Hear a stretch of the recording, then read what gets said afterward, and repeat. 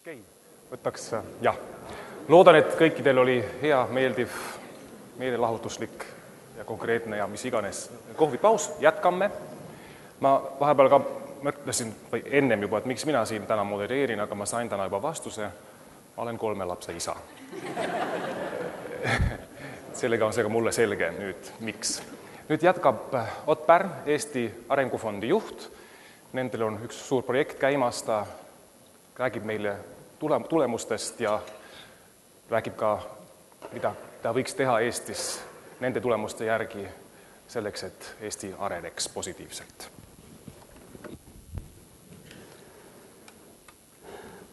Aitäh ja tere pealelõunat minu poolt. Mul on hästi hea meel, et mul anti selline au siin teie ees rääkida.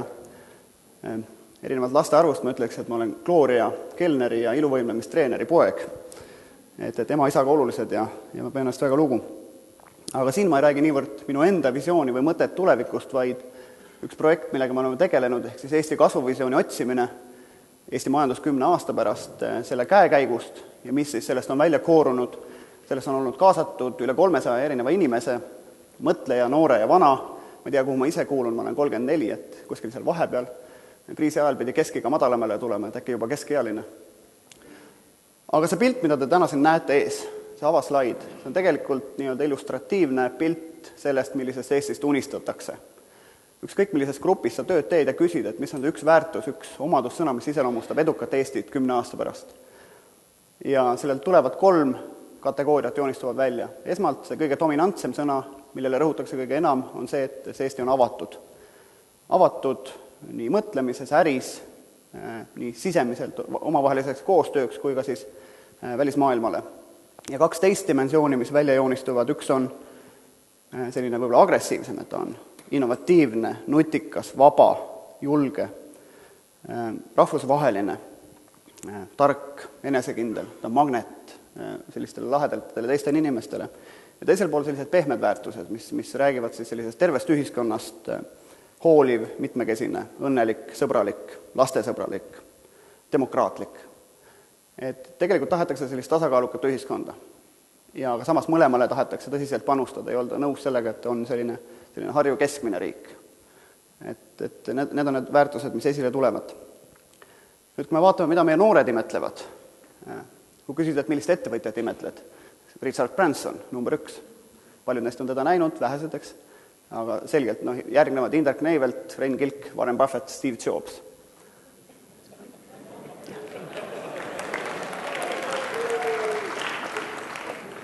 Ja sealt edasi Donald Trump, Skype'i loojad, Margus Reinsalu. Nonii, need slaidid on Arengufondi veebisaidil üleval, võite sealt püüda pärast nimesid välja. Teistpidi, kui riigina vaadata, millisest riigist, millist riiki noored eeskujuks peavad või imetlevad. Esimene ring Singapur. Küsisin järgi, et paljudest Singapuris käinud on mitte väga paljud. Ometi on mingi ettekujutus, et on mingisugune ratsionaalne, selline eneseteadlik riik kuskil, kus teab, mis ta teeb. 30 aastaga on suhteliselt nii-öelda sellisest tagasihoidlikust positsioonist väga eesrindlikuks riigiks saanud. Sealt edasi siis Norra, 3. kohal Eesti, minu meelest väga kõva sõna, Šveits, Holland, USA. Ehk siis algab sellisest ratsionaalsest ja tegijast riigist, edasi sellised rikkad ja sellised edukad riigid, sealt edasi võib-olla sellised pehmemate väärtustega riigid. Ehk siis jällegi, siit paistab silma see soov olla ühtaegu nii edumeelne ja eesrindlik ja tegija, teistpidi ka selline ühiskonnana korras ja terve. Nüüd, kui me vaatame, et noorte tulevikutunnistus on päris rahvusvaheline, et kas me suudame ühiskonnana sellele vastata. Et kas see on see koht, kus need edumeelsed noored ennast teostavad või teevad nad seda kuskil mujal. Kindlasti nad tulevad üks hetk tagasi, aga kas nad tulevad seda kõige nii-öelda sellisel teravamal oma eluajal. Et see on see, et kas me tegelikult riigi ja ühiskonnana vastame nendele noorte ootustele või mitte. Et see on selline diskussiooni koht. Nüüd selle kasvuvisiooni töö käigus me oleme jõudnud sellise nii-öelda sloganini, kui soovite sellest edukast Eestist siis, või tuleviku Eestit. Et ühelt poolt maailmas edukas ja teiselt koduselt armas. Aga nüüd, et seda mõlemat tegelikult. Maailmas edukas selles mõttes, et me rahvusvaheliselt tõesti lööme läbi. Meie riigijuhid lahendavad globaalseid probleeme lisaks siseriiklikele probleemidele. Enamus meie ärisid teevad rahvusvahelist äri, mitte siseriiklikku. tänane seis on selline, et ütleme, avaliku halduse programmides me koolitame pigem sellised heas mõttes või halvas mõttes, mis iganes võtmes, ütleme, eurobürokraatne ametnikke, mitte tegelikult rahvuslikke liidreid, nii oma riigi tarves, kui selles minu pärast nendes multilateraalsetes, kus me osalised oleme kaasrääkimiseks. Ja teiselt poolt, kui me vaatame, et Eesti on edukas rahvusvahelises äris, samas 100 ettevõtet teevad pool Eesti ekspordist. 200 ettevõtet juba 70%. 80% meie riigi ekspordist, ehk siis enamus, on välisinvestorite tehtud. Need ettevõtted on välisinvestorite omanduses, ehk siis see rahvusvaheline võrk või see access või ligipääs sinna võrk on nii-öelda selle välisinvestori läbi saavutatud. Et me ise tegelikult ettevõtjana, ma olen ka ise ennem ettevõtja olnud, ennem seda, kui Arengufondi tulin, et ega me tegelikult väga hästi ei tunneta seda. Ja kui me oleme ainult ka Eestis koolipingis käinud, siis me ei saa ka koolipingist neid nii-öelda rahvusvahelise turu tundmist, neid kontakte, kellega tulevikus äri teha. On ta siis Peterburi poiss, Riia poiss, Stockholmi tüdruk, kui me nendega koos õpiksime, ju me siis teeksime ka hiljem rahvusvahelisemat suuremat äri. Aga jah, et täna ikkagi väike osa ettevõttest teeb rahvusvahelist äri, mis peaks pöörduma. Ja koduselt armas tähendab, et mitte ainult meil endil ei ole hea ja me oleme ühiskonnana sidus ja terve, vaid ka, et need, keda me siia ootame, et need on siia teretulnud. Et on nad siis eri rassist, värvist või mis iganes. Et me saame aru, et tegelikult selline olla talendile atraktiivne riik on tegelikult suur au maailmas. Ja seetõttu peame ka aksepteerima võib-olla teatavaid selliseid oma sellisest kitsast maailmavaadet selles osas. Nüüd, kui me vaatame seda Eesti majandust, siis ma panin kolleegide abiga ühe joonise kokku, kus on siis näha, et ühelt poolt palgad ja teiselt poolt sektorites, kus neid teenitakse. Ja kolmandalt siis hõive. Et rohelised tulbad näitavad siis palka inimese kohta kuus ja punased seal, kus meil on hõive.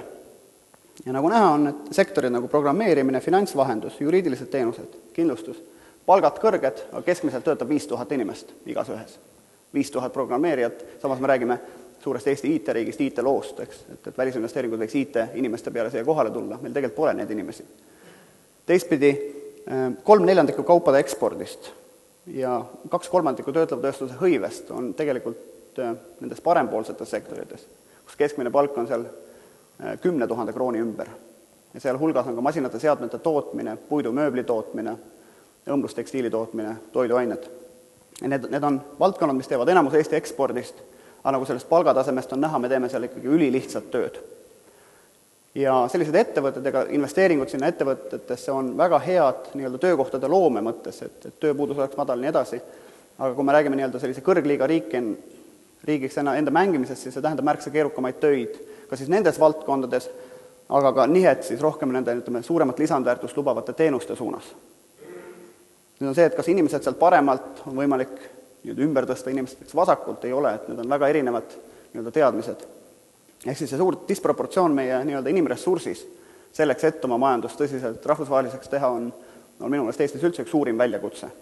Et kui me üldse mingit poliitikat vajame võib-olla lisaks juba olemasolevale vist 60-le, on see tegelikult selline talendipoliitika.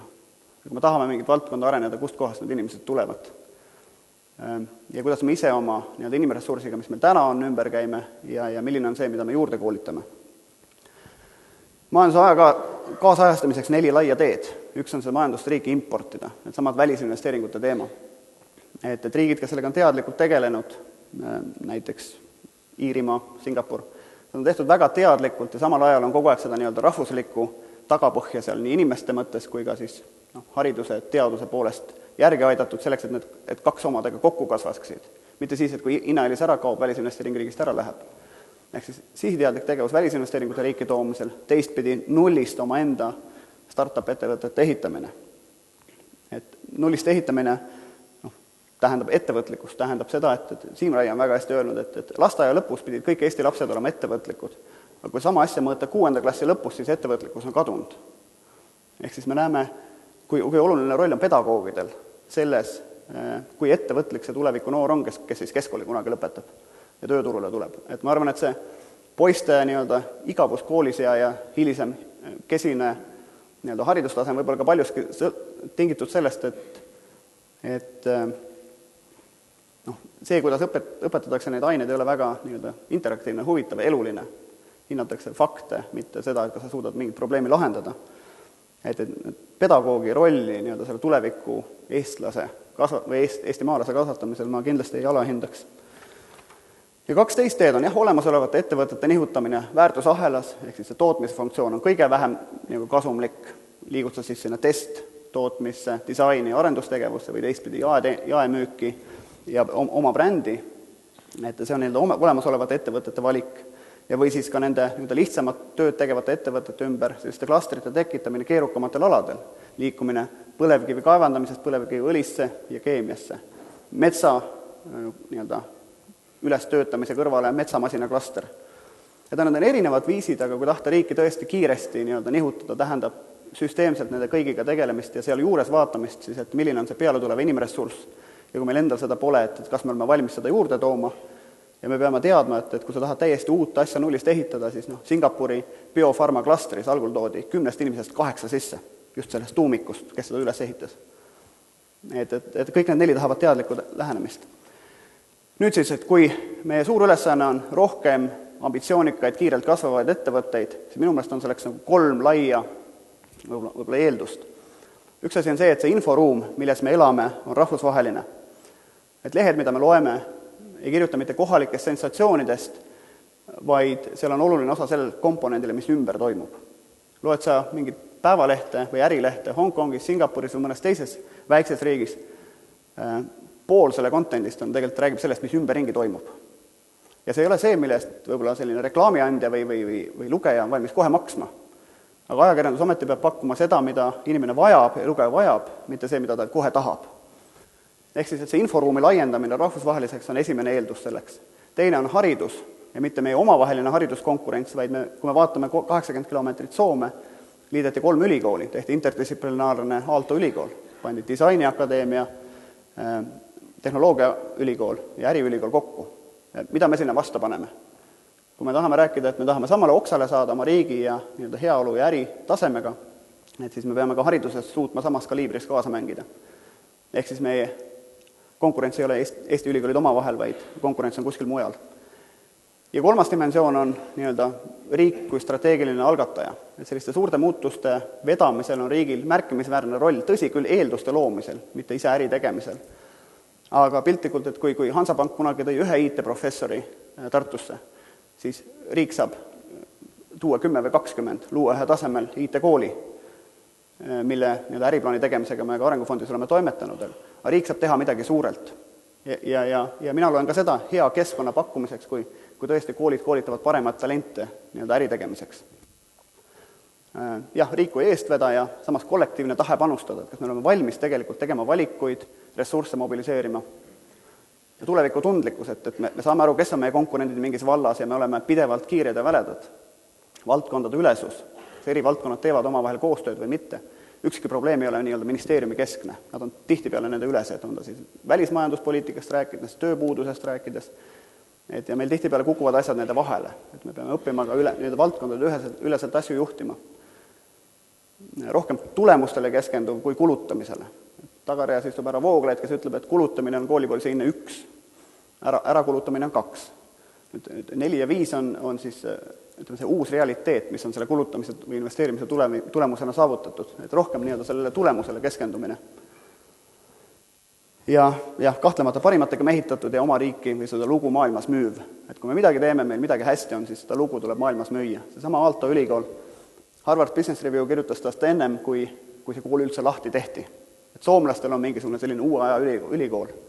Et Mart Laar soovitas oma saba tõsta, seda saba tuleb tõesti tõsta, et pildis olla maailmas. Nüüd visioon ei ole pelgalt slogan, need on erinevates kategooriates ühiskonna edasiliikumine. Et nendest erinevates töögruppides oleme me jõudnud selleni, et need võiksid olla sellised väärtuste süsteem, kas me oleme koostööl põhinev või omavahel ainult konkureeriv. Ühiskonna tüüp, kas me oleme sallimatu ja selline segregeeritud või oleme salliv ja tervik. Riigi valitsemine, kas me oleme administratiivne ja reageeriv või siis teiselt poolt uuendusmeelne ja proaktiivne. Ja nii edasi, majanduspoliitika iseloom. Kas ta on horisontaalne, teeme kõike natukene või teeb valikuid. Välispoliitika, millest Mart Laar rääkis. Nüüd, kas me üldse mingis asjas oleme maailmas eestkõnelejad? Roheline temaatika. Et kas me lihtsalt paneme filtri korstna otsa, kui on vaja, või me oleme mingil kujul liider. Räägime, et me oleme minu pärast esimene riik, kus riigivalitsejad sõidavad hübriidautodega, tavaliste autode asemel või mis iganes. Et kas me tegelikult mängime oma kaarte välja ennast mingis osas nii-öelda pilti. Ja loomulikult migratsiooni teema, kas me oleme protektsionistlik või valikuliselt avatud või mitte. Nendes kõikides töögruppides käivad meil täna koos Eesti parimad pead, osade juhid on siin ja liikmed, kes tõesti mõtlevad, et mis nendes kategooriates tasuks Eestis teha ja mis on tehtav. Ja mida tõesti tuleks teha selleks, et nii-öelda kollektiivselt oma riigiga edasi liikuda. Nüüd ma lõpetan oma ettekande mõnede mõtetega, kus seda uut kasvu siis valdkonna mõttes võiks otsida. Ühelt poolt fookusi tuleb seada, teiselt poolt sektori vaade pelgalt ei tööta. Et keemiatööstuses on väga vähe ettevõtteid, et sellele lihtsalt keemiatööstusena fokusseerida. Küll tasuks võib-olla fokusseerida nii-öelda globaalsete kasvuvaldkondade lõikes, heaoluteenused ja tehnoloogiad, kogu rikas maailm vananeb, või siis keskkonnatooted ja tehnoloogiad. Väga erinevatele, alates elektroonikatööstusest, masinaehitusest, kõigile võimalusi. Aga segmendid, mis maailmas raudselt kasvavad ja pakuvad kõikidele võimalusi. Aga nüüd seal mingisuguse poliitika tegemine tähendab hariduspoliitika, ettevõtluspoliitika, erinevate teemade sidumist ja sealhulgas siis riigi kui sellise valdkonna tegija kuvandi kujundamist. Et see ei ole ühe ministri vastutada paneku asi või see ei ole mõne ettevõtte asi. See tähendab siis juba kollektiivselt selle peale mängimist. Tulusamad tegevused väärtusahelas, uued kasvavad turud, sellest on palju räägitud. Aga nüüd meie IT-edulugu. See on võib-olla üks teema, kus me oleme kõige rohkem maailmas tuntud. Samas üldse IT-sektoris Eestis kokku töötab 16 000 inimest, nendest 5000 on programmeerijad. Me tööjõuturule anname 500 inimest aastas juurde koolidest. Rääkides, et tegelikult IT-sektor on see, mis meid peab uuele kasvule vedama, välisinvesteeringud tahaks selles vallas tulla ja IT on tegelikult kõikjal. IT on sektorina väike oma ekspordimahtude mõttes, aga samas ta on nii-öelda tootlikkuse tõstmise võimaldaja praktiliselt kõigis eluvaldkondades. Et mida teha selleks, et inimressursi nappust, suurt nappust seal ületada, selleks, et see IT-lugu võib-olla tõsiselt siis rahaks ja nii-öelda riigi eduks teha. Tervishoiuteenused. Nädal aega tagasi oli meil suur foorum sellel teemal. Tõsiselt selline huvitav valdkond, mis on tihtipeale täna pigem nagu kulu ja siseriiklik ja selline probleemvaldkond, aga ta võiks olla tuluvaldkond, rahvusvaheline ja võimalus. Täna seal tehakse Eestis eksporti 0,36 miljardit. Arvutiteenuste eksport on 2 miljardit, 1 miljard tegelikult, telekom veel miljard otsa. Meil on võimalik 5 aastaga jõuda sellest tervishoiuteenuste ekspordist sama mahuni, kui täna on Eesti IT-eksport selle teenuse mõttes. Kõik 70% maailma SKP-st tehakse vananevates ühiskondades, kõikide eelarved on surve all. Meie oma lähiriikide naabrid hakkavad varsti lihtsamaid tervishoiuteenused või ka keerulisi protseduure väljast ostma. Kas me selles vallas mängime Eesti pilti ja varakult ka Euroopas eestkõnelejaks? Ka nii-öelda see tervishoiuteenuste direktiiv ilmselt varsti jõustatakse, et see kõik on võimalik. Küsimus on, et kas me nii-öelda läheme esimese rongi peale ja teeme nii-öelda ühe järgmise eduloo Eestis näiteks selles vallas. Need võimalusi on, aga samas panustama peavad mitte lihtsalt ettevõtted, aga avalikud haiglad, riik, minu pärast Tallinkini välja, kellel on kõige suurem turistivoog käes, kui me tõesti tahame Eestit sellel teenuse majanduse real nii-öelda edukaks mängida. Finantsteenused, jällegi teatud nišides võimalusi on, varahalduses, tehnoloogilised tugiteenused, samas kohe küsimus inimressursile, et palju meil ärikoolides, kas üldse tuleb spetsiifilise varahaldusharidusega inimesi, kui palju meil on nii-öelda finantsvaldkonna IT-spetsialiste. Need võimalusi on, samas see inimressursi küsimus tuleb kohe ette. Rahvusvaheline kaubandus. Täna me oskame ütleme siit õli ja õlitooteid Venemaalt maailma poole vedada, aga tegelikult rahvusvaheline nii-öelda global trade tähendab midagi rohkemat, et me oskame rahvusvahelisi väärtusahelaid siit juhtida, me saame aru, kuidas nad on üles ehitatud, mis on paljuski tegelikult peakorteri funktsioon tihtipeale ettevõtetes. Et ütleme, kogu Aasia ja Euroopa, kes on Euroopa kõige rikkam tarbijaturg endiselt, vahel käib väga suur äri, et millist lõiku me oleme valmis sealt võtma ja mitte lihtsalt füüsilist lõiku, vaid tegelikult milliseid nii-öelda ahelaid me oleme valmis juhtima selles rahvusvahelises kaubanduses. Suur võimalus, aga see tähendab teistmoodi mõtestamist, oma rolli teistmoodi mõtestamist. Ja viimane slaid, äriturism. Et kui me räägime, et see valdkond, millele väga paljud riigid panustavad ja sellepärast just, et nii-öelda see metropoli olemasolu on see, et sul tegelikult käib äriturist. Ja siis lendavad ka lennukid ja kõik muu. Et on selline maiskontseptsioon, millest lähtutakse, et just suured konverentsikeskused, messikeskused, mida luuakse selleks, et see äriturist on siis hambaarstide rahvusvaheline konverents või mõni mess kohale tuleks. Et nii-öelda Tallinn metropolina tähendab seda, et siin on märgatavalt rohkem ärituriste kui täna. Kas me selle peale mängime, on iseasi. Ja ma lõpetaks oma võib-olla ettekande sellega, et järgmise 4-8 aastat, mis selle kuni 2018 on märgiline Eesti mõttes, kas me ennast rahvusvaheliselt pilti mängime, kas me laseme uue põlvkonna, kes mõtleb juba teisiti tüüri juurde, kas me oleme valmis nii-öelda muutusteks valitsemises, äris, hariduses, et tõesti nii-öelda see uus tulemine võimalikuks teha. Ja kindlasti tasuks visioneerida ka selle üle, et milline on siis see tuleviku Riigikogu. Näiteks tuleviku Riigikogu minu meelest võiks olla kõige kihvtim koht, kus arutatakse nii Eesti kui regiooni tuleviku küsimusi. Valitsus tegeleb igapäevase riigi juhtimisega. Riigikogu võiks vabalt sellist lahtine nii-öelda aruteluplats pigem olla. Õpetaja rollist me rääkisime, eks. Eesti on. Miks ei võiks Eestil olla 50 miljonit järgijat maailmas? Meie teeme ärad, millel on tuhandeid järgijaid või miljoneid järgijaid juba täna. Et just järgijad meie väärtuste mõttes, mitte ilmtingimata Eesti kodanikud või Eesti passi omanikud. Tallinn kui metropol. Kas 10 aasta pärast tehakse siin suurt rahvusvahelist äri või mitte?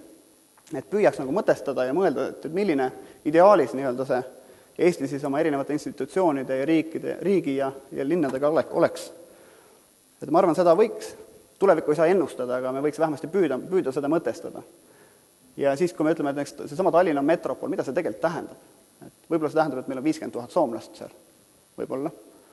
Ja veel 150 000 skandinaavlast, ka võib olla. Aga tulevik on selles mõttes helge ja võimalusi on palju ja ma mõtleks kaugemale ja püüaks nagu tunnetada siis täna õigeid otsuseid teha, et tõesti see edukas tulevik realiseeruks. Ja ma arvan seda, et Euroopa vajab ühte sellist tõesti säravat ja kihvti riiki, mis nii-öelda ka sellele Euroopale endale mingit mõtet annab, teda eest veab.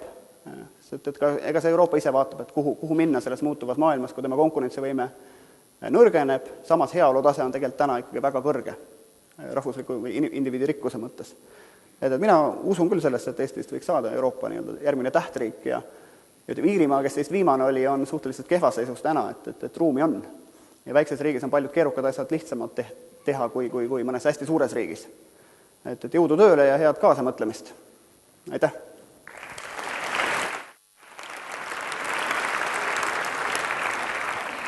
Ott, seal olid nüüd mõned konkreetsed ideed, ma pakuks, et me nende ümber hakkame rääkima ja siis võib-olla see teema laieneb jälle teistele ideedele, et kui oleks otse kommentaare või ideid toetamiseks või vastalt, siis jah, siin. Aitäh, Sten Tamkivi, 2 last. Kõigepealt suur aitäh Otile ja ma tahtsin tunnustada Arengufondi selle töö tegemise eest, et mulle teeb tihtipeale väga palju haiget, kui ma näiteks loen lehest, et tegu on taandarengufondiga või kuulen seda mõne riigiametniku või riigipoliitiku suust, keda ma tahan väga austada ja armastada. Et see taga on 100 inimesi, 300 inimest, nagu Ott vist ütles, et ma olen ka olnud üks nendest, kes on üritanud selle teema kaasa mõelda, ma arvan, et seda töö tulemust võiks rohkem jagada ja arutada ja tõesti seda tõsisemalt võtta, et see ei ole mingi üks väike seltskond kuskil nurga taga. Paluti rääkida lühidalt 2 asja, mida ma tahtsin lauale panna. Üks asi mulle meeldis väga hede mõte sellest, et Eesti püsimajamine ei ole eesmärk. See ei ole piisav eesmärk. See on mingisugune tulemus või kaasprodukt või asi, mida me kõik tahame, aga see ei saa olla lõpp-punkt või mängu lõpp. Ja üks viis, kuidas mina selliste asjadega katsun tavaliselt mõelda, on see, et võtta seest välja, vaataks väljast sisse. Ja see on see, mida Ott ütles ka siin natuke püstitada, on see, et mida Eesti maailma pakub. Mitte mida mina Eesti käest saan, vaid miks Eesti peaks maailmas olemas olema, mis on Eesti relevantsus Euroopa jaoks või üldse teiste inimeste jaoks väljaspool Eestit. Et see on üks hästi oluline teema, et see vaatenurga muutus võib aidata mõne küsimuse vastuse leidmist. Ja teine asi, mis on täna päev läbi kõlanud ja kus ma mõtlesin, et 2 otsa võiks kokku viia, et üks asi keegi ütles, et tehnoloogia areneb tõenäoliselt kiiremini kui see, mida me arvatagi oskame. Ja teine asi see, et meil on vaja talendid koju tuua. Tuleks mõelda kaugemale sellest, et kuidas inimesi füüsiliselt punktist A punkti B liigutada. Maailma suurimad sotsiaalvõrgustikud on 500 miljoni liikmelised ja keskkonnad, kus inimesed suhtlevad omavahel, nagu näiteks internet, on miljardite suurused. See, et kas me 1,3 miljoni pealt liigume suure ponnistusega 1,35 miljoni peale, on selles pildis nagu suhteliselt irrelevantne. Minu arvates Eesti võiks olla riik, kus meil on 40 miljonit mitte järgijat, vaid kodanikku. Las elavad igal pool mujal. loome neile põhjuseid, et nad aeg-ajalt siin käiksid ka füüsiliselt, aga et nad hoiaksid seda sidet, et nad õpiksid tõesti üle interneti Eesti koolis või õpetaksid oma lapsi selle Eesti koolis, mitte ainult eesti keelt, vaid miks mitte ka teisi aineid, sellepärast et meil on nii hea rahvusvaheline haridus näiteks. Et las nad hoiavad seda sidet üle nende teiste tehnoloogiate, mis olemas on, et selleks ei pea ainult kogu aeg lennukiga sõitma. Ja see aitab siin kaasa ka paljudele nendele mõtetele, mis on seotud keskkonna säästmisega ja nii edasi. Aitäh!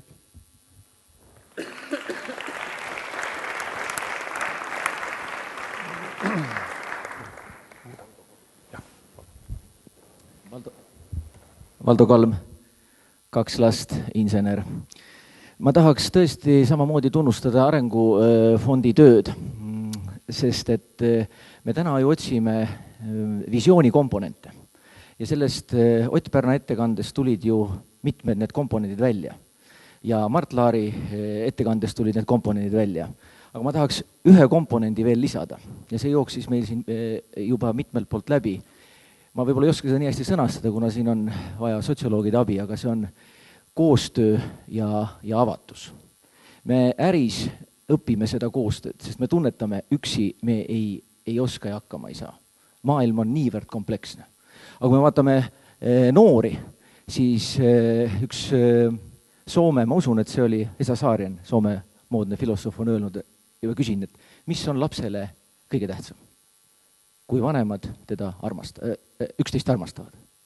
Ma tahan öelda seda, et tegelikult lapsed ja noored tunnetavad just nimelt seda ja minu arust vajavad seda siin Eestis, see avatust ja koostööd. Sest kui me näeme, kuidas nemad täna juba suhtlevad, ma arvan, meil on neilt palju õppida, nad tegelikult suhtlevad palju rohkem ja nende võrgustik on palju laiem kui meie võrgustik täna. Neid muidugi aitab ka tehnoloogia siin. Aga ma tahan lihtsalt öelda, et kui me modelleerime Eesti tulevikku, siis üks komponent võiks olla koostöö ja rohkem koos elamine, koos tegemine. Aitäh!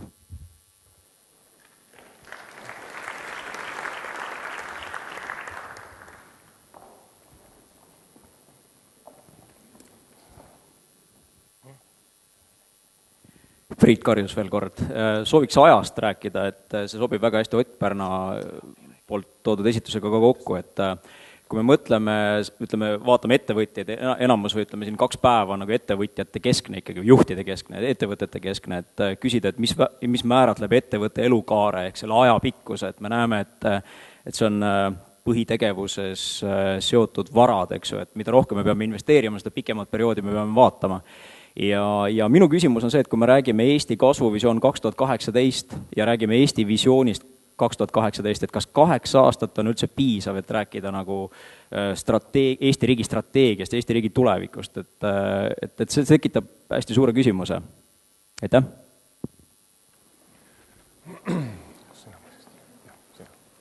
Jah, siin on üks sõnavõtt on veel tulemas Lauri Karp ja kes... Mida? Paneme slaidid peale ja see on ta ikka isegi juba tuli ettevalmistatud materjaliga. Meil on seal ma jätan rahakoti sinu ette. Hea meelega.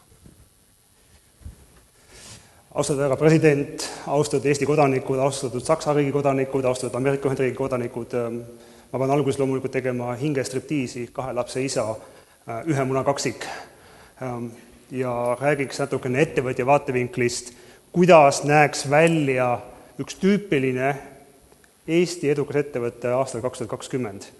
Ja kui nüüd on need slaidid sealt eest ära kadunud, loodame, et nad tekivad kuhugi. On olemas? Teisel pool olemas. Väga lühidalt, Salsa ja Treasury View, võib-olla meestele tundub see nagu rohkem ketšupi moodi, naistele nagu tantsukursus. Ei ole, selle alla me hoopis midagi muud. Millega me tegeleme? Me tegeleme sellise asjaga, mida tegelikult ei tohiks Eestis üldse eksisteerida. Me tegeleme finantsriskide juhtimisega ja sellise tarkvara müügiga väljaspoole. 99% meie käibest on seotud väljaspool Eestit. Enamuses Saksamaal, Soomes, Inglismaal, USAs. Meil on tütarettevõtted Frankfurdis, Leipzigis, Edinburghis, Vancouveris. Ja kes on meie kliendid? Meie klientideks on avalik sektor. Need linnad, kellel on võlga, need ettevõtted, kellel on valuutariskid, ja kõik muud ettevõtjad, kellel on tooraineriskid. Ja meie kompetents seisneb selles, et me oleme midagi teinud tarkvara kujul, mis lihtsustas kõikide nende inimeste elu. Ja seda me müüme. Me alustasime oma tegevust 2007. aastal ja me võime öelda, täna oleme pluss-minus nullis. Me kasvasime läbi kriisi, kuna kriis oli meie jaoks tegelikult marketing. Mis asi see on, mis me teeme? Me oleme Eestis teinud asja, me müüme globaalselt. Mitte ükski inimene meie ettevõttes ei oska Eestis müüa, me ei tunne siseturgu, meil puudub kompetents selleks. Me ei müü IT-d, me müüme intellektuaalomandit. Meil ei ole ühtegi patsiga poissi ettevõttes. Meil ükski inimene, kes meil seda tarkvara teeb, ei ole IT-d õppinud. Ma juba mainisin sellest, klientideks on Saksa, Soome, Inglise kliendid. Kui võtame Saksamaa, siis alustame Müncheni linnast, lõpetame Hannoveri, Leipzigi linnaga. Top 20 Saksa suurimast linnast on 8 meie kliendid. Soomes suuremad linnad, sama Inglismaal. Läheme edasi, milline on Eesti ettevõtte aasta 2020 ja ma olen mõelnud selle peale pikka aega, kuna ma ise olen Eestis kaua aega eemal olnud. Ma läksin Eestist minema aastal 1992, lõpetasin Heidelbergi ülikooli. Aasia kriisi ajal sattusin Deutsche Banka, kus pidin Vene riigi võlakirju restruktureerima, kuna Vene riik oli tol ajal pankrotis. Déjà vu, Kreeka on täna. Viimased 10 aastat olen olnud üle maailma koolitaja ja olen koolitanud pankureid ja finantsjuhte, kuidas hallata finantsriske. Tulin tagasi Eestis 2005. aastal ja küsiti loomulikult, et miks ma tagasi tulin. Ma tulin tagasi sellepärast, et teha ettevõtte Eestis ja müüa globaalselt. Ma ei oska Eestis äri teha. Mis on ettevõtte 2020. aastal? On omandanud müügioskused. See on mul teine esinemine Eestis ja mu esimesel Eestis oli sama küsimus, et kuidas siis müüa välismaale. Ma tõin hea näite. Kui me tahame Saksamaale müüa, siis me tegelikult peaksime teadma, kuidas sakslane ostab. Ja sakslane ei osta e-maili kaudu. Ja kui ma hakkasin selgitama, et kirjutage kõigepealt 1,5 leheküljeline viisakas kiri, kus alustada sellega, et see geehrte Herr või see geehrte Damen und Herren, kirjutate, miks te kirjutasite selle kirja, selgitate, miks te olete sarnased ja mida te tahate müüa, lubadusega 2 nädalat hiljem talle helistada ja siis kohtumine kokku leppida. Ja kui see kohtumine aset leiab, siis loomulikult toimub samal õhtusöök, soovitavad Itaalia restoranis. Ja järgmisel päeval alles te lähete selle kogu tema juurde, milleks on äri. Ja loomulikult te lubate peale seda ärikohtumist kirjutada jällegi ühe kirja, kus te tänate seda vastaspoolt. Ja kui ma selle esimesele lõpetasin, siis ma nägin inimeste silmades, see on küll väga raske asi. Kuid enamus ma võin öelda seda, et see ongi tegelikult see igapäevane müügitegevus. Te tõusete iga hommikul üles, joote verd ja mõtlete, kuidas kasvada 2-10 korda. Meie äris on maailmas, Frankfurdis, Londonis, New Yorgis nii palju ettevõtted, kes tahaks kõik seda sama asja teha, mida meie teeme. Oma turu nišis esimese 3 ettevõtte seas turuosa 10-40% aastal 2020. Meie oleme avalikus sektoris Saksamaal oma turu nišis. Kas number 1 või number 2? Missugused Eesti ettevõtted on veel oma turu nišis number 1 või number 2? Mulle tuleb meelde ainult üks ainus ettevõte, selleks on Silmet, Sillamäel. Paljudele eestlastele üks rauahunnik. Kuid tegelikult, kui me vaatame tänast maailma, siis kui Hiina paneb oma piirid kinni, siis teie mobiiltelefonid või iPadid või iPodid ja kõik muud hübriidautod saavad oma metalli Silmetist, mitte miskit kuskilt muud. See on ainukene vabrik üle maailma, kus toodetakse eksootilisi metalle, mida kasutatakse teie mobiiltelefonides. Peakorter ning Treasury Eestis müügiosakonnad suurimate turgudel üritaks seda saavutada. Eesti maksukeskkond ei oma firma strateegias mitte mingit rolli. Ma pean ausalt tõdema, see sotsiaalmaksu diskussioon andke andeks, see meid üldse ei huvita. Ma ei kujutagi endale ette, et ma kirjutaks härra Schäublele Saksamaal kirja, et anda ka sotsiaalmaksu. Ei tule see meeldegi. Me vaatame seda omaniku vaatevinklis, meie sotsiaalmaksu määr on Eesti sotsiaalmaks plus Saksa sotsiaalmaks plus Kanada sotsiaalmaks jagatud 3. Ettevõtte osanikeks on kas pere, see on meie ideaalnägemus, või töötajad, juhtkond ja mittedomineeriv välisinvestor. Viib läbi ja müügiturga sihtturgude enamasti välisülikoolide abil. Ja nüüd tuleb kindlasti see küsimus, siin on hästi palju akadeemikud ka, et miks mitte Eesti ülikoolidega. Ma pean teile midagi tõdema. Ma olen üritanud aastast 2007 Eesti ülikoolidega koostööd teha. Ma enamasti ei saa professorite juurde isegi ligi. nad ei vasta kõnedele, ei saada isegi emailide vastuseid. Ja kui ma saan nad telefoni otsa, siis ma pean kuulma kogu aeg, miks ei ole võimalik seda teha. Kuna meie üliõpilased käivad tööl või meil ei ole aega või võtke bakalaureuse üliõpilane, kes esimesel kursusel on. Andke andeks, me teeme juba 3 aastat Leipzigi ülikooliga koostööd, et saada endale 2 praktikanti, läks meil aega 15 minutit professori jutul, kes tundis selle eest kohustust, et seda teha. Ma ei ole seda lootust veel nii öelda alla andnud ja ma loodan, et kõik on Nietzsche't lugenud, siis Nietzsche on ammu öelnud, et mis asi on lootus. Lootus on kõige hullem asi, mis inimkonnas juhtunud on, kuna lootus on piinapikendus. Loomulikult on hästi oluline see, et see ettevõtja, kes seda äri teeb, reinvesteerib oma tulu kodumaal. Jah, seda me teeme. Ja me ei oota Eesti valitsuselt mitte midagi. Sest kui me oleks oodanud Eesti valitsuselt midagi, poleks sinnagi jõudnud, kus me täna oleme. Ehk valitsus ei ole lahendus, valitsus on probleem. Mida teha 10 aastat varem? Ma rääkisin aastast 2020. 10 aastat varem tuleb aru saada, et täna ei oota välisturul Eesti ettevõtted mitte keegi. Me räägime protektsionismis, kõik tahavad oma turgu kaitsta. Ärge minge välisturule sellise jutuga, et tere, me tuleme innovatiivsest riigis, milleks on Eesti, kus on ID-kaart, mis on e-nimega ja kõik muu see asi. Täna ei mängi see. Ma ei ole ID-kaardi kasutaja ja mul ei ole ID-kaardi lugejat. Andke andeks, kuna mul ei ole seda vaja läinud. Äriplaanist võtke välja Eesti, Läti ja Leedu ja neid analüüsige, kas teil on võimalik 10 korda kasvada. Kui see vastus on ei, siis on midagi natukene viltu läinud. Enamusti alustatakse ettevõttes just sellega, et üritame teha Eestis midagi, siis välja pole müüa seda. Te ei teagi see, mida välismaalased tahavad. Võtke Eestisse tööle välismaine firma juht, kelle ainukene ülesanne on müüa. Me räägime hästi palju sellest, et meil on vaja insenere, keevitajaid ja muid. See on kulukomponent ettevõttes. Teil on vaja tulu teenida. Ma toon ühe väga huvitava näite. Saksamaa minu jaoks üks perfektne näide, kuidas äri, pere ja edukus kokku satuvad. Alpstadtis on Stuttgarti lähedal on üks ettevõte, kes tootis tüki aega üle 100 aasta tekstiilimasinaid. Ja 10 aastat tagasi toimus suur murrang, nimelt Hiina oli odavam kui see saksa ettevõte. Ja kolleegid mõtlesid tüki aega, et mida peaks tegema. Ja võite uskuda, et Alpstadtis, kus räägitakse švaabi aktsenti, ega nende inglise keele oskus kõige parem ei olnud, kui nad reisisid mööda maailma ringi ja otsisid, mis oleks see sobiv lahendus. Ja nad hakkasid tegema tekstiilimasinades hoopis midagi muud. Nimelt, nad teevad masinaid, mis testivad pehmete laste mängude asjade tugevust. Nüüd te mõtlete, et pehmete laste mängude tugevust. Nende masinad tõmbavad mõmmidel silmi peast välja. Sellisel äril on üle maailma turusügavus 300 miljonit eurot. Nad omavad oma turul 60%. Minu ettepanek on teile, et ärge investeerige liiga palju tootearendusse. Teil on võib-olla see mõmmide väljatõmbamismasin olemas. Reisige ringi. Maailmaturg on piisavalt suur, et igat asja müüa. Te peate aga teada saama, mida tahetakse. Me võime neid koosolekud teha ja konjunktiivis rääkida palju tahame, kuid see annab meile ikkagi seda tarkust juurde, mida välismaalane tahab. Ehk ma soovitan teile, nagu minagi, kohtume Tallinna lennujaamas kell 18.40 Frankfurdi lennukile või kell 7 Müncheni lennukiga ja me vaatame, mida tahetakse. See on minu elustiil.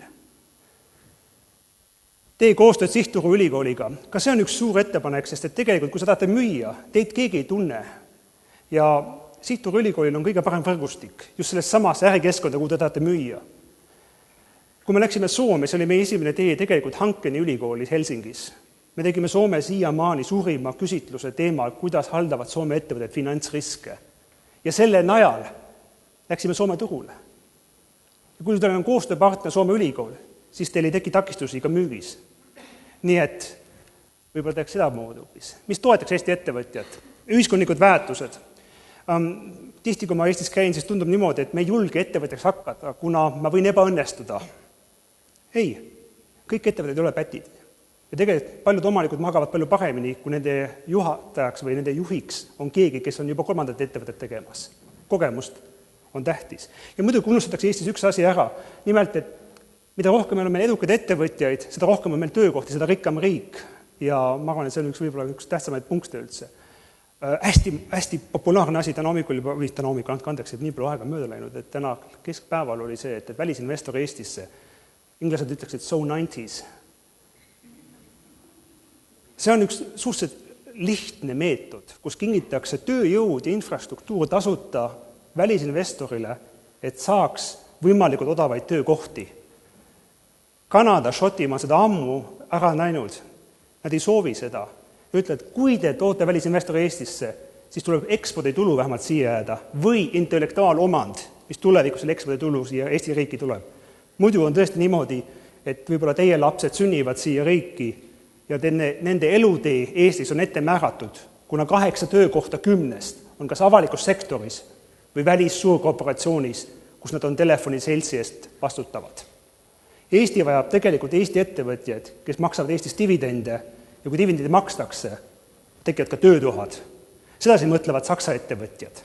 Ma ei ole kuskil Saksamaal näinud seda, et oodatakse välisinvestoreid. See tehakse kõik selleks, et kohalik ettevõtja oleks tegelikult see, kes edukas on. Kui erasektor oskab paremini asju, siis ei tohiks riik konkureerida. Ja see on eriti IT poole peal üks väga huvitav nüanss. Me räägime hästi palju Eesti e-riigist, kui tublid me oleme, kui kas me oleme ikka mõelnud selle peale, kas me oleme ikka seda õieti. Minu meelest peaks riik üldse mitte tegelema IT-arendusega. Riik peaks üürima IT-lahendusi eraettevõtjate käest.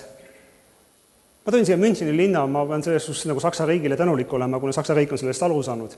Müncheni riik loobus SAP lahendusest ja võttis meie lahenduse, mis pärast, kuna neil oli kõrini mitmeaastases integratsioonis, mis oleks miljonid maksma läinud. Erasektor on kiirem. Meil ei ole vaja uusi investeeringuid, mis kestavad aastaid ja on 5 aastat hiljem vananenud. Teaduse rahustamine tuleks siduda kommertsialiseerimisega. See tähendab just seda sama asja, et me võime investeerida miljoneid teadusesse, kuid me ei saa tagasi midagi. Võtke Singapur näiteks. 30% teaduse rahadest on kommertsialiseerimistaustaga. Sellest tuleb võidelda. Meil ei ole aega 10 aastat oodata ja investeerida 100 miljonit, kui sellest mitte midagi tagasi tule. Ja loomulikult märka kohalikku ettevõtjat. Ettevõtlusauhind peaks kuuluma kohalikule ettevõttele, mitte naaberigi telekomile või lõunanaabri kütuse ettevõttele. Ja mul on tõesti hea meel, et selline üritusi taset leiab ja loodan, et see diskussioon ei ole ainult see ainukene diskussioon siin ja sakslastel on üks väga huvitav selline väljend. Nii kaua, kui targad diskuteerivad, vallutavad lollid kindluse. Ma soovin teile ilusat päeva. Tänu.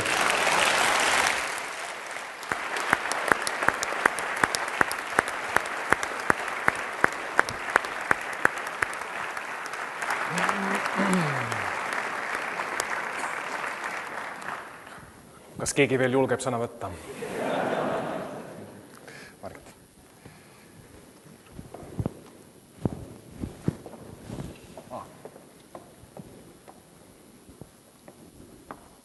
Uus mood nõuab, et ma ütleksin, et peale selle, et ma olen Margit Sutrop ja Eesti Vabariigi kodanik, olen ma 3 lapse ema.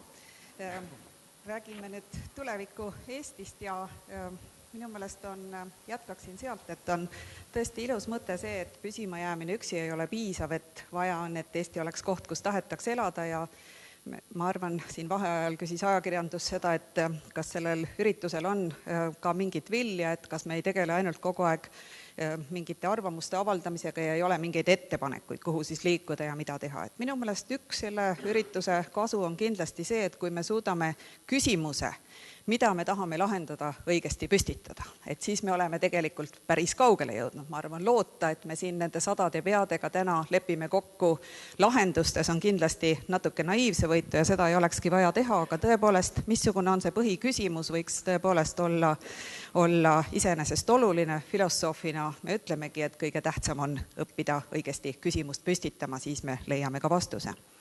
Ja mulle endale õudselt meeldib see, et minu meelest üks selliseid küsimusi, millega me siin täna tegeleme, tõepoolest ongi tekkinud selleks küsimuseks, kuidasmoodi inimesi Eestis mitte ainult tuua, vaid ka hoida, kuidas see oleks selline maa, kus me tahaksime elada, mida me selleks tegema peaksime.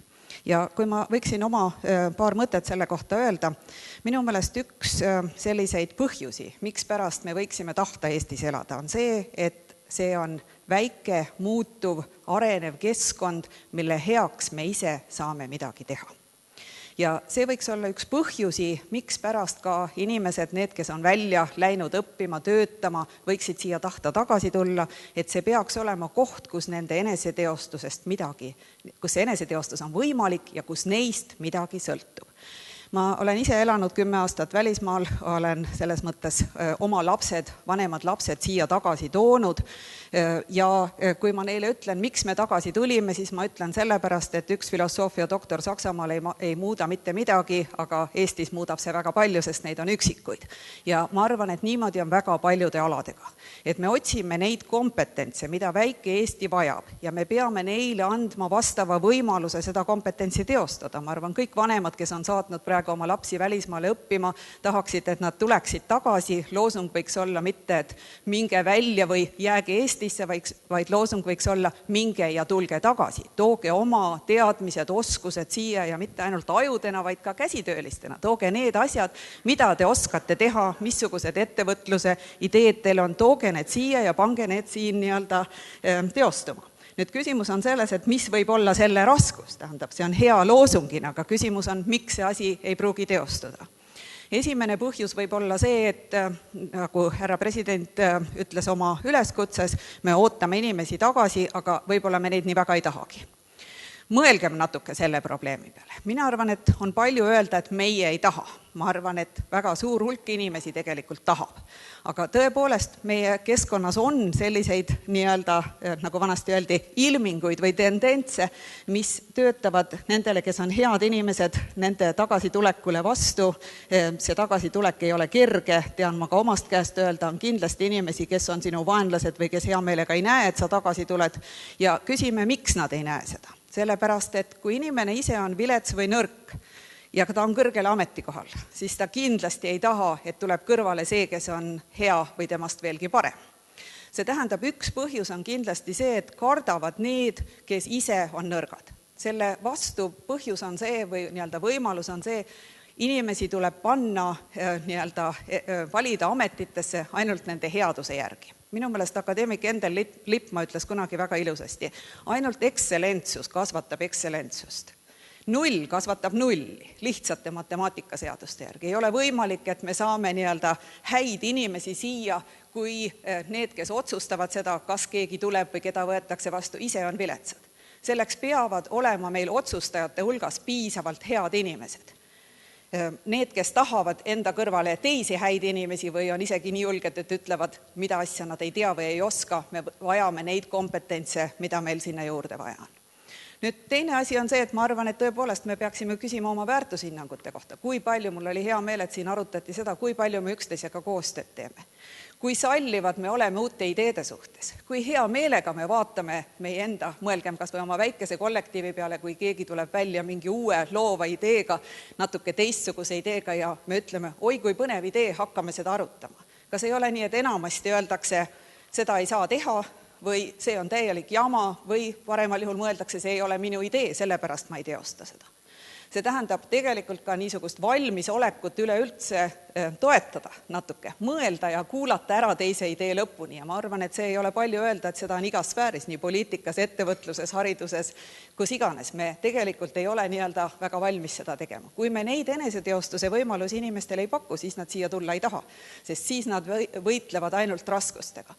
Ja kolmandaks on kindlasti selline asi, et ma arvan, et Eesti riik on juba piisavalt vana ja küps, et ta võiks hakata minema üle projektipõhiselt mõtlemiselt püsivale niisugusele tegutsemisele. Eestis on olnud 20 aasta jooksul väga palju häid projektipõhiseid algatusi.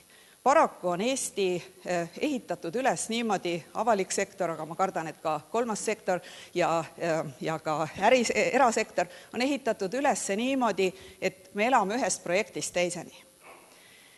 Kui ka mingi asi on hea, võtame hariduse vallas, hea alguse klassid või võtame toreda kolmanda sektori algatuse, mida noored tegid, tore liikumine, koolivägivalla vastane liikumine. Need asjad vajuvad ära, kui ühel hetkel riik oma õlga alla ei pane. Inimesed ei jõua väga palju tegeleda ainult projektipõhiste algatustega. Kui mingi asi on ennast ära tasunud, siis peab kusagil olema mehhanism, mis ütleb, et selle asja me võtame üle pikemaajalisele finantseerimisele. Ja ma usun, et väga paljudes valdkondades on asju, kus me tahaksime midagi püsivat saada. Ühel hetkel me peaksime olema nii palju riike, et me suudaksime niisuguseid asju, mida me tõeliselt tahame, tegelikult hakata ka pikemaajaliselt finantseerima. See nõuab kokkulepet ja see nõuab nii-öelda, nagu me ütleme, koalitsioonide ülest kokkulepet võib-olla nii-öelda Riigikogus, poliitikute tasemel, see nõuab ka paljudes ettevõtetes mingisuguseid kokkuleppeid. Need on väga pikaajalised niisugused hinnangulised asjad. Need peavad muidugi olema ausad ja läbipaistvad otsused, et see ei muutuks nii-öelda korruptiivseks, et me hakkame oma sõprade algatusi toetama ja pikaajaliseks tegema. Et me oleme olnud selles mõttes pikaajaliselt võib-olla väga nii-öelda konkurentsivõimelised, sest meil on konkurentsipõhine ühiskond, aga ühel hetkel peab see asi muutuma. Ja võib-olla viimane mõte oleks see, et mida teha nende eestlastega... Oleks siis ka viimane, palun. Läheb pikaks, meil on väga vähe aega. Et mida teha nende eestlastega, kes siis tahaksid siia tulla ja panustada, et võib-olla üks võimalus oleks mitte ainult neile töökohti luua ja neid siia kõiki meelitada. Kui me oleme e-riik, miks nad oma nõu ei võiks anda läbi igasuguste niisuguste e-vahendite, miks me ei võiks luua rohkem kasutada neid erinevates nõukogudes või foorumites, et nad saaksid nii-öelda oma nõu anda, et me lihtsalt teeksime nendega koostööd ka sellisel viisil, et nende nii-öelda teadmised ja oskused saaksid meieni isegi siis, kui nad erinevatel välismaa kohtadel töötavad, et me võiksime nii-öelda selle ühtse Eesti niisugusel viisil luua. Aitäh! Ja. Ei, veel ei pea. Meil on veel aega. Jah, meil on veel 5 minutit aega sõnavõttudele. Ma arvan, et kõik, kes tahavad, ei jõua. Et proua Lauristin tahtis juba ammu. Ma annan siin sõna ja siis sina võib-olla. Aitäh! Mulle hirmsasti meeldis Lauri Karbi väga kujukas sõnavõtt. Ta meeldis mulle sellepärast, et ta näitas teistsugust mõtlemist. Ta näitas mõtlemist, mis tugineb teistsugusele kogemusele, neid noori inimesi on siin teisi juba väga palju ja ma arvan, et kui me mõtleme aastale 2018, siis võib-olla kõige tähtsam muutus, mis on see, et toimub põlvkondade vahetus. Ja need noored inimesed, kes mõtlevad teistmoodi, kes on käinud mujal, kes on siin praegu ja tunnevad ennast veel niisuguse vähemusena, kellele anti võimalus midagi ütelda, on siis tegelikult enamus ja ma loodan, et juhivad ja valitsevad ka Eesti riiki. Ja ma arvan, et see on väga oluline muutus, sest see on teatud juhtimiskultuuri muutus, see on koostöökultuuri muutus ja nii edasi. Kui seda ei juhtu, kui tõepoolest see veel väga jõuline 20 aastat võitjate põlvkonna seisust nautinud seltskond, kes on kõik väga tore seltskond, ei saa aru, et 50-aastaselt, 8 aasta pärast võib-olla 58-aastaselt on aeg hakata mõtlema, kuidas selles Eesti ühiskonnas on vananeda. Siis võib tekkida niisugune olukord, kus me ei pea mõtlema nendest, kes ära lähevad, vaid ka nendest, kes siia jäävad, aga kes siin ennast ei suuda oma parimal ajal teostada. Ja ma arvan, et see on väga tähtis, et me näeksime, meil ei ole palju aega. Praegu on meil kasvamas nii-öelda välja põlvpükstest, lõpetamas ülikoole, tulemas ka tagasi juba väga jõuline, tõepoolest väga suure potentsiaaliga põlvkond. Ja praegu on oluline see, et mitte ainult, mis siin räägiti juba, ma väga nõustun, millega Margit lõpetas ja teiste muude asjadega, aga siiski, et me põhimõtteliselt kogu meie nii-öelda riigimasin ka, see Enterprise Estonia, võtaks ka omaks need vahvad põhimõtted, millest siin räägiti. Hakkaks ennast ka tunnetama 21. sajandi organisatsioonina. Minu meelest praegu me oleme natuke niisuguses olukorras, kui ma julgen öelda, kuna ma olin ise ka selle protsessi juures, kus me hakkasime ehitama maja, me tegime uhked tellingud, siis tegime maja kah nii palju valmis, et see katus peale sai elama hakata. Aga praegu oleks vist aeg tellingud maha võtta, vaadata, kas see maja nüüd sellise projekti järgi on see maja, kus me tahame elada nüüd sellel sajandil või peaks hakkama mõtlema ka sellele, et siin oleks vaja mingit uuendust. Aitäh!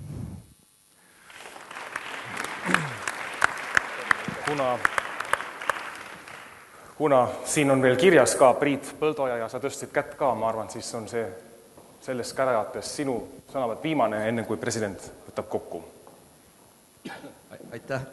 Aitäh, Mikko. Ma tahaks ka komplimendi teha endise kolleegi Lauri Karbi ettekandele, et minust tekitas see ja ma arvan paljudest teist ka sellise energiatunde ja positiivse laengu. Paraku vist ei ole kõik me sellised Duracell'i jänesed, nagu on Lauri. Ja ma arvan, et et just vaadates nagu võib-olla neid paari sisulist punkti, mida Lauri üritas rõhutada, et mis on tähtis ja mis aitab meid edasi ja mis on Laurit aidanud ja tema ettevõtet, on just see, et kuidas saaks Eestis rohkem olla ettevõtlust, kuidas oleks inimesi noori, kes võtaks ette ja vaataks laialt. Ja ma arvan, siin mulle samuti meeldib väga see mõte, et meie lapsed ei mõtle enam selliselt nagu meie. Mina kogun nii-öelda kurikuulsas pensionifondis oma 10-aastasele pojale praegu ka raha iga kuu 2000 krooni, et ta saaks minna välismaale õppima. Et see on selgelt üks eesmärk, et ma arvan, et ta peab nägema maailma. Ja konkurents, milles me oleme ja millest Lauri räägib, on globaalne.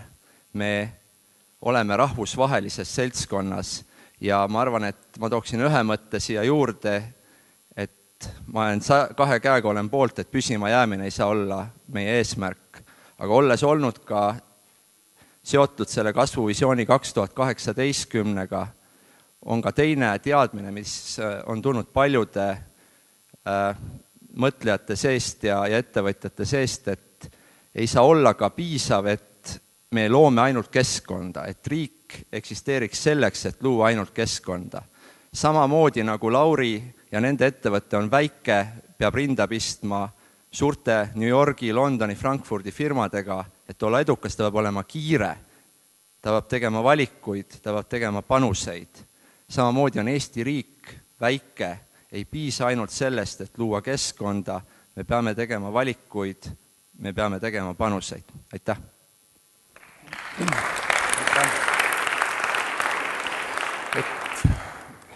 Võtab president veel kokku ja lõppsõnad. Ja mina isiklikult tänan teid. Üks spontaanne märkus, sest mõned teemad olid noored, üks, mis välja ei tulnud, tegelikult on sõna eeskuju, aga mul on selline sümpaatne ettevõtmine Eesti siin silmas, millele me ei võtnud osa võtta eelmine aasta, on vist Tagasi kooli, kelle patroon on vist ka president. Nagu ma aru sain, sest ma ise mõtlen selle peale, et miniks sinna ja õpetaks võib-olla 1 tunni sellest, mida mina oskan, see registreerimine pole lõppenud ja kuna siin on häid eeskujusi palju inimesi, kes võib-olla tahavad jagada oma kogemusi lastega, nii minge ja võib-olla registreerige sellesse ettevõtmisesse. Tänan teid.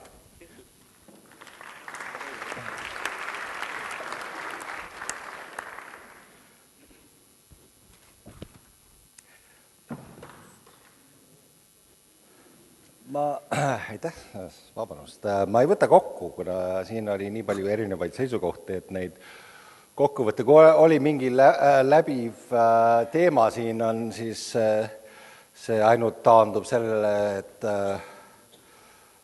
paljudel minul kaasa arvatud on 3 last, aga ma juhin tähelepanu sellele, et oluline pole mitte see mitu last on mehel. Nii et lihtsalt väga meesšovinistlik lähenemine siin.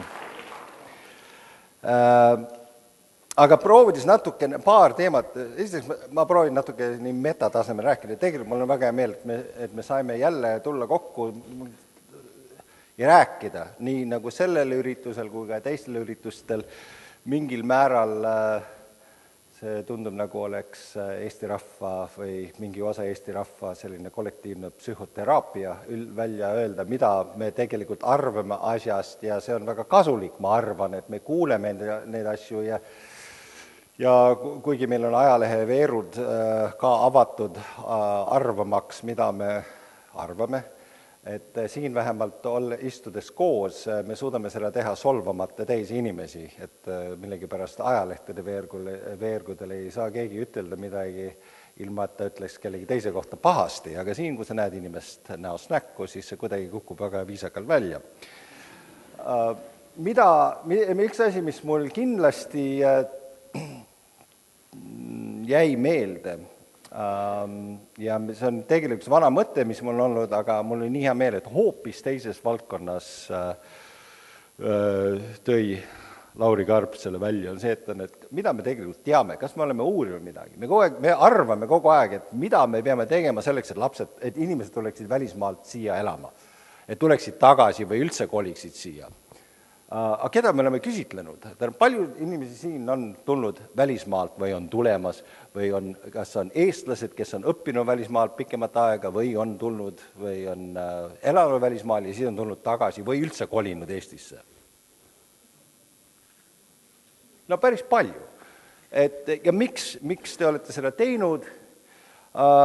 Vaevalt, et just nendel tavalistel põhjustel, et siin on parem palk, kuna siin ei ole. On teised motivatsioonid ja need inimesed, keda ma tunnen lähemalt, et ütleme, neil on 2, mina ise ja minu poeg, miks nad tulid siia, miks me tulime siia, siis see kindlasti ei olnud seotud sellega, et siin on hea palk või mingi muu asi. On midagi muud selles Eesti asjas, mida võib-olla me võiksime uurida ja mitte ise proovida seda välja mõelda, nii nagu me arvame, et me teame, mida sakslane tahab osta või nagu mina kogesin 15, 16, 17 aastat tagasi, et ma tean, mida need ameeriklased seal Washingtonis välisministeeriumist peavad teadma, vaid pigem millest me peaksime rääkima selleks, et meid võetakse kuulda.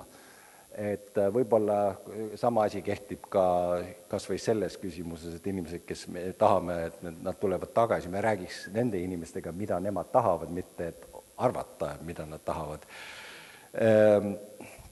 See on võib-olla niisugune üldisem, või see on üks näide ühest üldisemast asjast, me võiksime rohkem küsida ja uurida, mida inimesed tahavad, mida nad arvavad ja võtta kuulda ja mitte omistada inimestele neid arvamusi, mida me tahaksime neile omistada, mis viib siis üle sellele, et kuidas siis viia edasi Eesti poliitikat, millega ma alustasin. Ja mina arvan küll, et me võiksime rohkem omavahel rääkida. Mul on üks tuttav, kes on tulnud välja ühe raamatuga hiljuti. Ta nimi on James Fishkin, ta on üks demokraatia ekspert Stanfordi ülikoolis, kes on siis läbi viinud nii erinevates kohtades nagu Euroopa Parlament kui ka Hiina, mida alati ei peeta demokraatlikuks riigiks, sellist asja, mille nimi on arutlev või nõuandev demokraatia, kus kutsutakse läbilõikeliselt ühiskonna läbilõikeliselt inimesi kokku, siis püstitakse ühe või teise väga olulise küsimuse ja küsitakse, mida inimesed arvavad. Ja erinevalt tema on avastanud, olles neid eksperimente teinud Hiinas, Ameerikas, Euroopas, Afrikas, et tegelikult inimesed on palju targemad, tuleb välja, kui poliitikakujundajad on arvanud.